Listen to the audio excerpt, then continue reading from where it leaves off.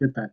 El día de hoy estaremos exponiendo lo que fue la civilización del antiguo Egipto, enfocado a su arquitectura y los conocimientos que ésta nos dejó a la vida moderna.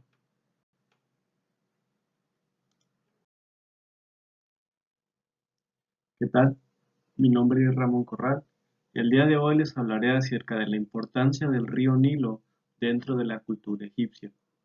Si bien las primeras civilizaciones se desarrollaron a través de la preexistencia de un río, en Egipto no fue la excepción, debido a que el río Nilo fue un factor importante para esta civilización agrícola que se originó a lo largo del cauce. Este comunica zonas separadas por más de 1000 kilómetros de distancia. También es el generador de relieve y del paisaje egipcio, creando dos territorios diferenciados, que en ocasiones vivieron historias separadas. Hablamos del Alto Egipto y el Bajo Egipto.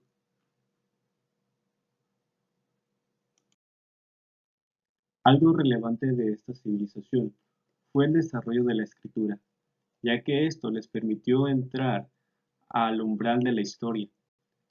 La civilización de Egipto desarrolló la escritura jeroglífica. La civilización de Mesopotamia, por su parte, desarrolló la escritura cuneiforme. Estas dos fueron las primeras civilizaciones después del el periodo conocido como la prehistoria, debido a que ambas desarrollaron la escritura. Dentro del gobierno de Egipto podemos encontrar que es más fácil ubicarlo a través de una pirámide, como lo vemos en la imagen. Muy en arriba de la pirámide podemos encontrar al faraón, quien poseía total poder sobre su reino y era quien indicaba qué es lo que el pueblo debía de hacer. Después de ellos encontraríamos a los nobles, sacerdotes y altos funcionarios, quienes ellos eran consejeros para el faraón. Estos poseían de igual manera que el faraón permiso para acceder a ciertos espacios arquitectónicos importantes, como lo eran los templos o como eran ciertas partes de algunos templos. Después encontramos a los soldados, a los escribas, comerciantes y mercaderes, artesanos, campesinos y esclavos. Hola, yo soy Brian Navarro y vengo a hablarles de las características generales de la arquitectura egipcia. Para empezar, la arquitectura egipcia se podría decir que se basa en la piedra, ya que este sería como el material constructivo con el que conseguían la fuerza y la consistencia de todas sus construcciones, ya que éstas han durado por muchos años. También se puede decir que el sistema constructivo es adintelado, ya que como podemos observar utilizan pilares, los cuales los usan como soportes. También la arquitectura egipcia se puede decir que es horizontal, ya que ellos se basan como en sí en todo el paisaje. También es arquitrabada, ya que ellos conocen lo que sería la bóveda y el arco, pero en sí no llegan a utilizarlo. Es una arquitectura monumental, ya que ellos construían hacia los dioses. Básicamente era crear construcciones enormes para hacer sentir al humano un poco más pequeño que todo lo demás. Y por eso también se crearon así pilares y columnas, ya que ellos lo utilizaban como soporte y para refuerzo de sus muros. La construcción de los templos también es parte del culto que ellos le rendían a los dioses, que pues, más adelante vamos a observar los templos más importantes que se podrían considerar del antiguo Egipto, ya que ellos veneraban a sus dioses en esos templos y creían que entre mejor sería el templo, mejor el culto al dios. En las técnicas constructivas podemos observar que en sí los egipcios no conocieron la grúa ni la polea, por lo que básicamente sus técnicas se basan en lo que sería la cuerda y la palanca. Y además de que ellos contaban con una vasta cantidad de mano de obra, lo cual los ayudaba a transportar estos grandes bloques de piedra hacia las construcciones. ya que se cuenta que los bloques de piedra los tomaban desde el río y los transportaban a base de, como podemos observar, a base de troncos, mientras que los demás tiraban de este bloque de piedra, ya que giraban los troncos y así podrían transportar los bloques gigantes hacia las construcciones. Así serían las técnicas constructivas de Egipto.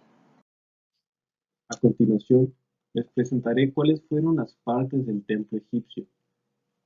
Al exterior encontraremos lo que es el pilono, el cual representaba la entrada al templo y era una pared monumental formada por un alto y ancho muro en forma de tronco de pirámide con una puerta central.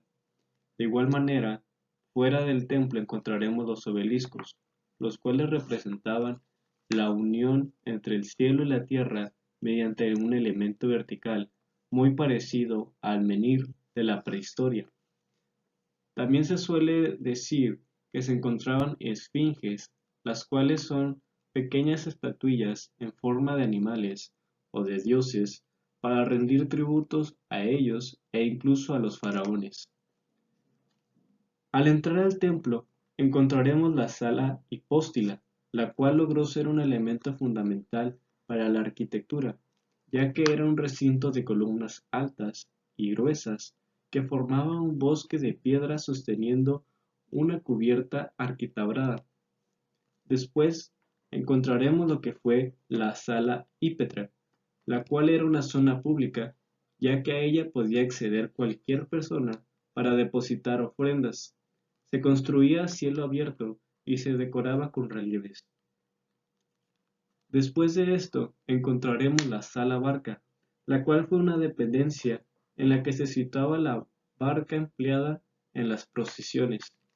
De aquí en este elemento solamente había acceso para faraones y sacerdotes. Por último, podremos encontrar la sala de Dios, la cual era una pequeña estancia y era la principal sala del templo. El tabernáculo realizado en piedra o madera era un acceso exclusivo para faraones y sacerdotes. Como ya mencionamos anteriormente, las esfinges eran encargadas de proteger al templo. En el templo de Karnak podemos encontrar este ejemplo, en el que ubicamos elementos con cabeza y pecho de mujer y con un cuerpo de león. Más de cerca, en este ejemplo de sala íptera, podemos encontrar que se encontraba rodeados de varios frentes por pórticos columnados. Al igual, tenemos una vista a los pilonos, los cuales tenían un decorado con huercorrelieves, lo cual quiere decir que fueron tallados sobre la piedra. Esta era la última zona a la que podía acceder el pueblo. Las columnas de la sala hipóstila eran enormes masas de columnas muy próximas unas a otras, las cuales dan sensación de opresión, empequeñeciendo al hombre. Las columnas constaban de gruesa basa, fuste formado por 11 o 12 tambores de desigual tamaño, decorados con relieves y capitel de formas abiertas o cerradas. Las columnas de nave central, rematadas con capiteles abiertos, mientras laterales las podemos ver que son capiteles papiriformes cerrados. Las columnas centrales más elevadas podían llegar a medir aproximadamente 24 metros. Aprovechan un desnivel para abrir ventanas con celosías. De ahí que este elemento fue tan importante para la arquitectura actual y moderna que conocemos hoy en día. Se podría decir que el templo de Karnak es como el complejo templario, el cual sería el más importante, ya que no solo albergaba la sede del gran dios Amón, ya que también constituía un emplazamiento de varias capillas y de otros templos dedicados a estos dioses. En este recinto podemos encontrar tres complejos principales. En el centro se puede encontrar el de Amón, con sus capillas que son las auxiliares. En el sur se encuentra el de la esposa, ya que es la diosa Mut. Hacia más al norte se encuentra el recinto de Montu y el pequeño templo de Yonsu, el cual formaba parte de la triada tebana. Este se encuentra dentro del recinto principal de Amón en el centro de este complejo.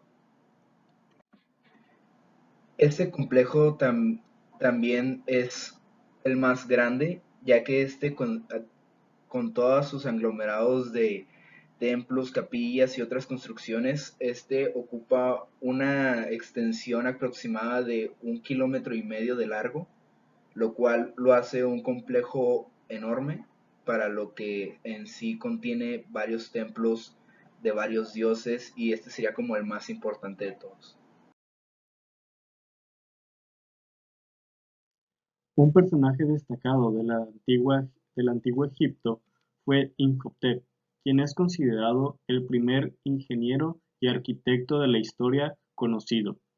Si bien él era un erudito dentro de todas las ramas del conocimiento, también se dedicó a la construcción de edificios y además de que fue sacerdote, escritor, mago y médico. Una de las obras más peculiares es el templo de Kon-Ombo, la cual es única debido a su diseño doble, lo que significa que había accesos, patios, salas, capillas y santuarios duplicados. Este edificio es particular debido a que fue un centro de salud al cual acudían muchos peregrinos para consultar a los dioses y utilizar métodos de sanación que eran utilizados en aquella época. Cada columna cuenta con un diseño en su capitel. Dentro del capitel protodórico podemos encontrar que no existe un diseño como tal, sino que se encuentra de elementos lisos. Por el contrario, el capitel compuesto o complejo está formado por distintos diseños florales, que a veces también está formado por elementos arquitectónicos. El capitel atórico está representado por la cabeza de la diosa Hathor. El capitel lotiforme es un capitel que imita la forma de una flor de loto. El capitel osírico está representado por la cabeza del dios Osiris. El capitel palpiforme imita la forma de una palmera abierta. El capitel papiriforme abierto imita la forma de una flor de papiro abierto. Y por último, el capitel papiriforme cerrado imita la forma de una flor de papiro cerrado. Dentro del diseño de las columnas podemos encontrar la columna acalanada o protodórica, la cual presenta un fuste acalanada y sin capitel. Representan cañas agrupadas o tallos de plantas.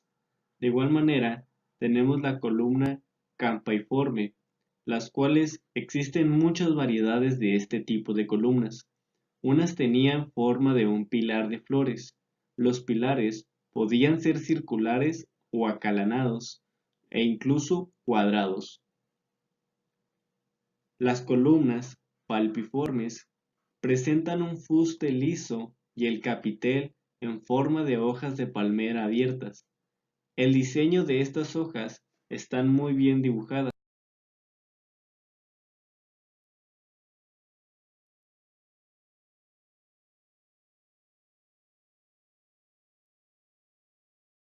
Otro tipo de columna fue la papiriforme abierta, lo cual se compone de un fuste liso, normalmente decorado con inscripciones y un capitel en forma de papiro abierto. La columna papiriforme cerrada, por otro lado, tiene un fuste fasciculado y un capitel en forma de papiro cerrado. También podemos encontrar la columna atórica, la cual presenta el fuste generalmente liso y un capitel con la efigie de la diosa Hathor. También existe la columna lotiforme, las cuales fueron columnas con basa. El arranque del fuste fue ligeramente bulboso, fuste particular, con fascículos semicirculares y capitel en forma de flor de loto. También existe la columna cilíndrica, la cual fue muy común de encontrar, ya que era muy sencilla por su fuste circular y liso, y que no contaba con capitel. Por último, podemos encontrar la columna compuesta o compleja, la cual fue muy común de igual manera, ya que presentaba un capitel formado por distintos diseños florales, que a veces también eran utilizados elementos arquitectónicos y con caras de otros dioses o faraones a los que se rendía tributo.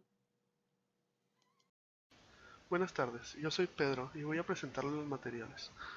Para empezar está la piedra caliza, que fue utilizada principalmente para los acabados. También fue utilizada para cubrir partes de las galerías internas de las piedras. En segundo lugar está la arenisca. Rara vez se utilizaba debido a su fragilidad, pero se encontraron rastros de ellas en algunos edificios unidos a complejos funerarios. La sienita se utilizó para construir bloques protectores pesados sobre la cámara del rey. El granito se utilizó para cubrir principalmente las pirámides, a partir de la de Kefren.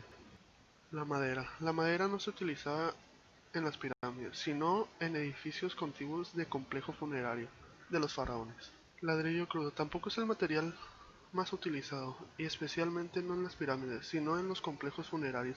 Algunos de los edificios auxiliares fueron destruidos con ladrillo crudo, que son bloques de arcilla seca. El albatros es una piedra hecha de yeso y calcita. Es una piedra blanca que se utilizaba generalmente para tallar.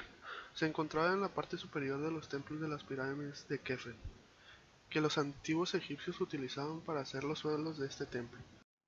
Los hipogeos básicamente es el nombre que se les da a las galerías subterráneas o pasajes excavados que tenían funciones funerarias o de sepulcros. Estos se hacían dentro de las montañas en las que se abrían corredores, vestíbulos y escaleras.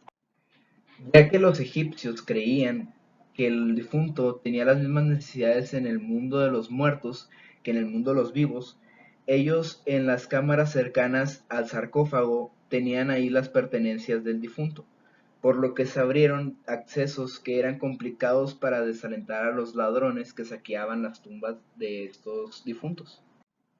También en base a esto se habla de que el muerto recibía provisiones en medio de una puerta falsa, donde se encontraba una estatua del doble de él, ya que esto era nada más para desorientar a los ladrones y así evitar que ellos saqueen las tumbas de los difuntos.